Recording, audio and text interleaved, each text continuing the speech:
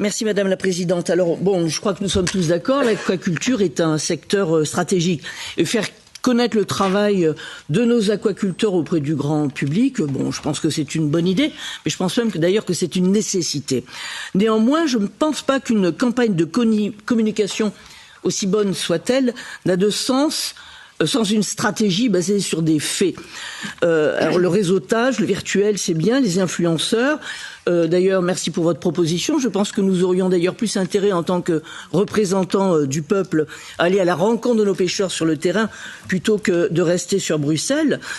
Pour autant, j'ai été sur le site de la Commission, le site web, et j'ai remarqué que vous reconnaissiez que la stratégie planifiée en 2002, qui devait servir de feuille de route, n'avait pas rempli ses objectifs.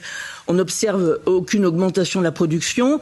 Les 8 à 10 000 emplois qui devaient suivre ne sont pas forcément au rendez-vous. Et pour cause, la production européenne, en fait, ne représente aujourd'hui, vous l'avez dit tout à l'heure, qu'1% de la production mondiale. Et depuis, les plans se sont succédés sans plus de résultats. Alors, ce qui me surprend, c'est que d'après les statistiques de la consommation, par exemple, la crevette est au hit parade. Et je suis étonné qu'on se tourne vers le consommateur en lui demandant ce qu'il fait.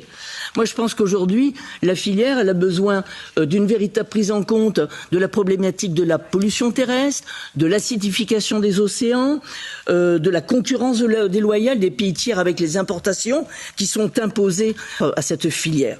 Donc, pour moi, l'aquaculture, c'est un secteur, je l'ai dit, stratégique, mais c'est un secteur aussi géopolitique. Il est fortement dépendant des intérêts des divers États et de la configuration des divers États. Je ne crois pas qu'on puisse leur imposer une politique uniforme. Ce qui veut dire que rien ne peut se faire sans la coopération de chaque États membres. Et ces coopérations, elles doivent être ciblées et elles auraient bien plus de chances de produire des résultats tangibles plutôt que d'essayer, encore une fois, d'imposer à tous les États une politique rigide, uniforme et qui finalement se montre inadaptée. Et on le voit d'ailleurs avec les résultats et les échecs successifs. Et j'en termine là. Je crois que c'est en partant de l'échelon national qu'on pourra faire avancer l'aquaculture européenne et ainsi mieux défendre notre souveraineté alimentaire. Il ne nous aura pas échappé que ce sujet est prégnant actuellement. Moi, je parle du principe de la défense du localisme.